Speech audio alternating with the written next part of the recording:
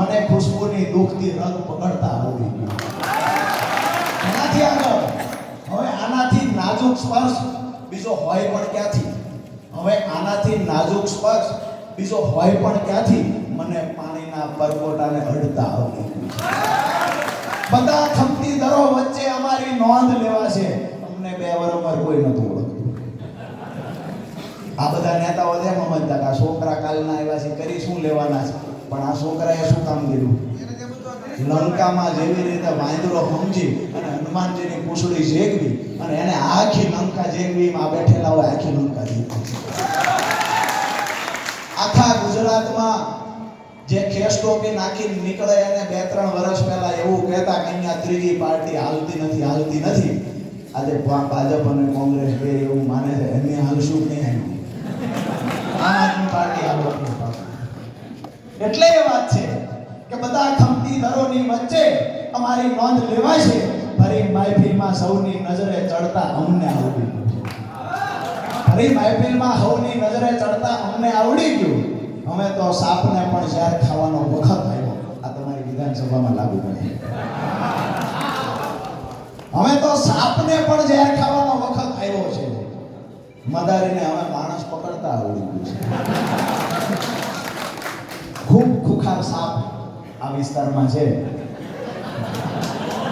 એ સાપને પણ હવે ઝેર ખાવાનો વારો આવ્યો છે. મદારીને હવે માણસ પકડતા આવડી ગયું છે. મારી વાત પૂરી કરતા પહેલા છેલ્લી વાત એ કરી આપ સૌને નમ્ર વિનંતી કરીને આપની વચ્ચેથી રજા લઉં છું. મારી પછી બ્રિજરાજભાઈ છે, તમામ વક્તાઓ છે, એને ખૂબ શાંતિથી સાંભળો. જોશીલા યુવાનો છે, ખરેખર આવનાર ગુજરાતનું ભવિષ્ય છે. અને એક વાત મારી છેલ્લી એ કરીશ કે ક્યાંય પણ ગામમાં નાના મોટા ઝઘડા હોય, વિવાદ હોય, 2 ગ્રુપ હોય, 2 કુટુંબ વચ્ચેના ઝઘડા હોય, સરપંચની ચૂંટણી વખતે 2 જૂથ પડાવ્યા હોય, આ કામ નેતાઓ ભાજપના કરતા હોય છે. આપણું કામ છે લોકોને જોડવાનું. આ બેનર છે ગુજરાત જોડો. માત્ર એક ગામ નહીં, આખું ગુજરાત જોડવા માટે આપણે નીકળ્યા છીએ. એટલે તમને સૌને વિનંતી કરું છું, ગામડાની અંદર કોઈ ભાજપમાં હોય, કોઈ કોંગ્રેસમાં હોય, તમામને હાથ જોડીને કહેજો મારા બાળક માટે નહીં તો તારા બાળક માટે પણ એકવાર આમ આદમી પાર્ટીમાં જોડાઈ જાય. અમે કહીએ છીએ આમ આદમી પાર્ટીમાં જોડાવાના ફાયદા શું છે? આમ આદમી પાર્ટીમાં જોડાવાના એ ફાયદા છે, આમ આદમી પાર્ટી મજબૂત થશે એટલે પહેલા તો પીજીવીસીએલ વાળા એના પગમાં લંગર નખાઈ જશે. પીજીવીસીએલ વાળા માપમાં આવી જશે, સર્વિસ ટાઈમે થઈ જશે. પોલીસ ખોટા દંડાઓ દેખાડી ખોટા તોડ કરે છે. બુટલેગરો સામે તો કાર્યવાહી કરવાની હેસિયત નથી. ભૂમાફિયાઓ સામે કાર્યવાહી કરવાની હેસિયત નથી. નાના ગરીબ અને ખેડૂત મોટરસાયકલ લઈને નીકળે કે ઉભા રહ્યો, લાવો 200, લાવો 250, મેમો આપશું 500 થશે, મેમો નહીં આપો 2 પ્રકારની સ્કીમ. મેમો દો તો 500 થાય છે, તમને ચોઈસ તમારી. બોલો મેમો લેવો છે નથી લેવો તો 200 મફત છે.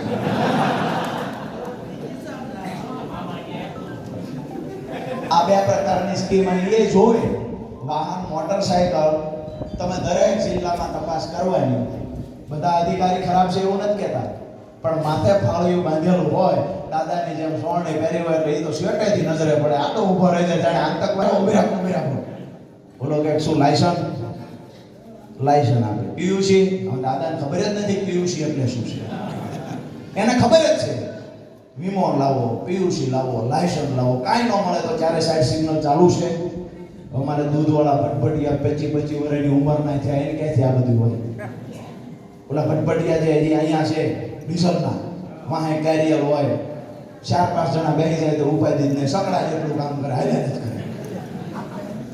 આ બધા પાસે ક્યાંથી લાયસન્સ હોય?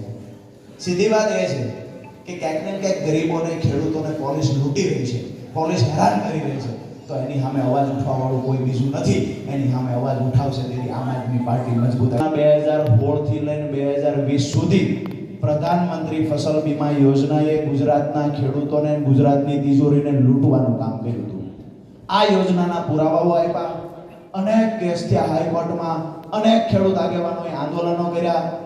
એ આંદોલન કરતા સરકાર જ્યારે બદનામ વધારે થઈ અને વીમા કંપનીઓ સરકારને ગાંઠતી નહોતી, આવું તો સ્વર્ગસ્થ વિજયભાઈ કહેતા હતા કે વીમા કંપની અમારું માનતી નથી. ખેડૂતોના આક્ષેપ સાચા છે, પણ વીમા કંપની કોઈને પૈસા આપવામાં નથી. વાત એ કરવા આવ્યો છું કે વીમા કંપની અમારા 50,000 કરોડ રૂપિયા ખેડૂતોના લઈને જતી રહી છે. નમાલી સરકાર એના પર કાર્યવાહી કરી શકી નથી. અને તમારી વચ્ચે ભાજપનો નેતા આવે એને કહેજો પુરાવા રાજુ કરપડા આપશે, તો એનામાં તૈયારી હોય તો વીમા કંપનીઓ પાસે હિસાબ લેવડાવે. બીજી વાત એ કહીએ કે 2020 માં વીમા કંપનીને ગુજરાતમાંથી ભગાડી દેવાનું કોઈ એક કામ કર્યું હોય તો ગુજરાત સરકારે કર્યું છે. એની સામે મુખ્યમંત્રી કિસાન સહાય યોજના લઈ આવ્યા. એમાં 3 પ્રકારના માપદંડ નક્કી કરવામાં આવ્યા હતા. એક તો અતિવૃષ્ટિ એટલે કે વધારે વરસાદ કેને ગણવો, બીજું અનાવૃષ્ટિ એટલે કે ઓછો વરસાદ કેને ગણવો, અને ત્રીજું કમોસમી વરસાદ એટલે કે દુષ્કાળ માવઠું કેને ગણવું. આ ત્રણેયના માપદંડ નક્કી કરવામાં આવ્યા. એમાં એવું નક્કી થયું કે અનાવૃષ્ટિ એટલે કે દુષ્કાળ કોને ગણવો, ચોમાસાની શરૂઆત પછી સતત 28 દિવસ વરસાદ ન પડે તો એવા વિસ્તારને અનાવૃષ્ટિ એટલે કે દુષ્કાળગ્રસ્ત જાહેર કરવાનો.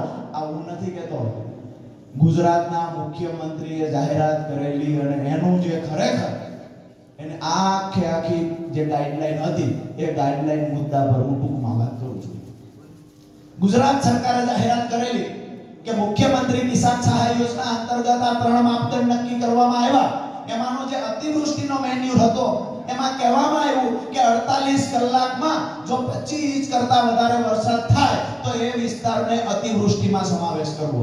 અનાવૃષ્ટિ એટલે શું, તો ચોમાસાની શરૂઆત પછી સતત 4 અઠવાડિયા વરસાદ ન પડે એવા વિસ્તારને અનાવૃષ્ટિ તરીકે જાહેર કરી 33% થી 60% સુધીનું નુકસાન હોય તો પ્રતિ હેક્ટર 20,000, 4 હેક્ટરની મર્યાદામાં, અને જો 60% થી વધારે નુકસાન હોય તો પ્રતિ હેક્ટર 25,000 રૂપિયા 4 હેક્ટરની મર્યાદામાં. આજે શિવરાજપુરથી કહું છું કે ગુજરાત સરકારની વેબસાઇટ છે, વેબસાઇટ પર એવા 38 તાલુકા છે જ્યાં 30 દિવસ કરતા વધારે સમય થઈ ગયો વરસાદ નહોતો પડ્યો, ક્યાંક 40 દિવસ પડ્યો, ક્યાંક 50 દિવસ પડ્યો, ક્યાંક 45 દિવસ પડ્યો. જો ગુજરાત સરકારમાં નખશીક પણ શરમ હોય તો અમારા ખેડૂતોને જે જુબાન આપી છે મુજબ વળતર ચૂકવવા આવી જાય. જો વળતર નથી ચૂકવતા તો અમે સમજશું કે ગુજરાત સરકાર એટલે દુનિયામાં સૌથી મોટી ફાકા મારનારી સરકાર.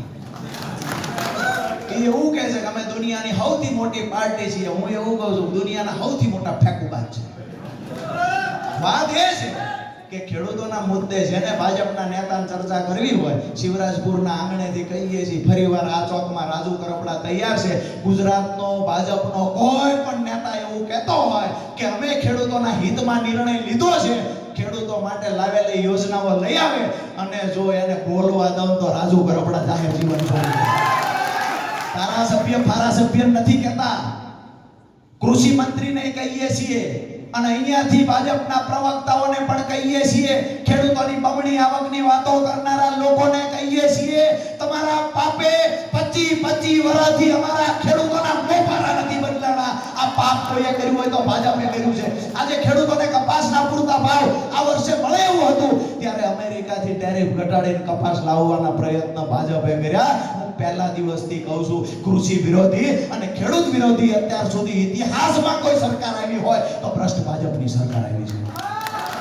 આ વાત સાથે મારી વાત પૂરી કરું છું. ભારત માતાનો જય ઘોષ એવી રીતે બોલાવશો કે અહીંયાથી અવાજ જસદણ પુકારવાનો છે. ગાંધીનગર, દિલ્હી, ગાંધીનગર અહીંયા રહેશે કાંઈ રહેશે.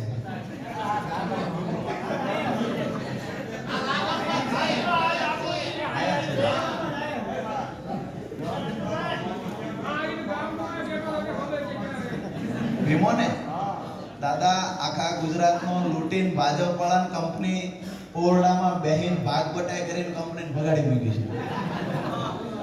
ચોર કંપની હતી ને ટેકો ભાજપે દીધો, બે ભેગા થયા. કંપનીએ કે લૂંટી લીધા, કંપનીએ અડધું ભાજપે લૂંટી લીધું છે. દાદાએ કીધું વીમો નથી આવ્યો, આખા ગુજરાતમાંથી 50,000 કરોડ રૂપિયા ખેડૂતોના લેણા નીકળે છે, હજુ સુધી કોઈ ખેડૂતોને ચૂકવવામાં આવ્યા નથી. સુરેન્દ્રનગર વાળાને બિચારા નેવાના પાણી મોભ ચડ્યા ત્યાર 1500 ખેડૂતો મળ્યા. એટલે અમારે નેવાના પાણી મોભ ચડ્યા હતા. તમે નાની નાની વાતમાં તે 2,000 3,000 ખેડૂત ભેગા થઈને તરત પૂગી જાય છે. કમોસમી વરસાદ હોય, અતિવૃષ્ટિ હોય, ગયા વર્ષે 28 તારીખે સરકારે જાહેરાત કરી હતી કે ખરેખર સર્વે થઈ જવો જોઈએ, નુકસાન હશે તો વળતર દઈશું. 30 તારીખે સુરેન્દ્રનગરના અધિકારીએ કીધું નુકસાન નથી, એમ સર્વે કરી લીધો. બે દીમાં કે સર્વે કરી લીધો. અમે કીધું એક ખેડૂતનું નામ દો. ખેડૂતનું નામ તો હતું જ નહીં, આખા જિલ્લાના એક પણ ખેડૂતનું નામ નહોતું. આ સરકાર, આપણે ગામડામાં કહીએ છીએ મોરથી પકડો કે ખાંડો છે, પૂછડું પકડો કે બાંડો છે. આને નથી પૂછડું, નથી શીંગડું, અને એટલા બધા છેલ્લી ક્વોલિટીના છે કે એના માટેના કોઈ શબ્દ ના હોઈ શકે. પણ તમારે મારે સાવધાન થઈ જવાની એ જરૂર છે. આપણે હેરાન થયા એવી રીતે આપણા બાળકોને હેરાન નથી કરવા. જેને જગતના બાપનું બિરુદ આપવામાં આવ્યું છે એ આપણો ખેડૂત, આપણો જગતનો બાપ, કોઈના કારખાનાનો મજૂર ન બને. આ તૈયારી સાથે આવનાર ચૂંટણીમાં મત દેવાના છે. બોલો ભારત માતા કી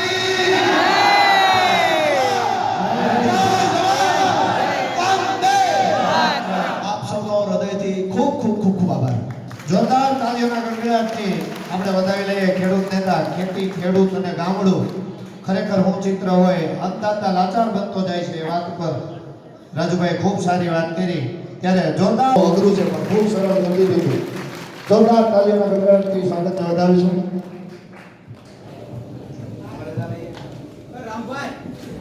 ખૂબ ખૂબ ધન્યવાદ રાજુભાઈ. ત્યાર પછી આપણો સન્માન કાર્યક્રમ ચાલુ છે સ્વાગતનો. ત્યાર પછી જસદણ તાલુકા પ્રમુખ હિતેશભાઈ ખાખરિયાનું સન્માન કરશે પુષ્પગુચ્છથી નાનજીભાઈ કમેચાળિયા. સ્વાગત કરશે જયંતિભાઈ ઝાલા. તેમનું સ્વાગત કરશે જયંતિભાઈ ઝાલા. ખૂબ ખૂબ ધન્યવાદ હિતેશભાઈ. ત્યાર પછી અમારા જિલ્લા પ્રમુખ તેજસભાઈ ગાજીપરા નું સ્વાગત કરશે પુષ્પગુચ્છ દ્વારા વલ્લભભાઈ વાસાણી. ઝડપથી હાજર થશે સ્ટેજ પાસે.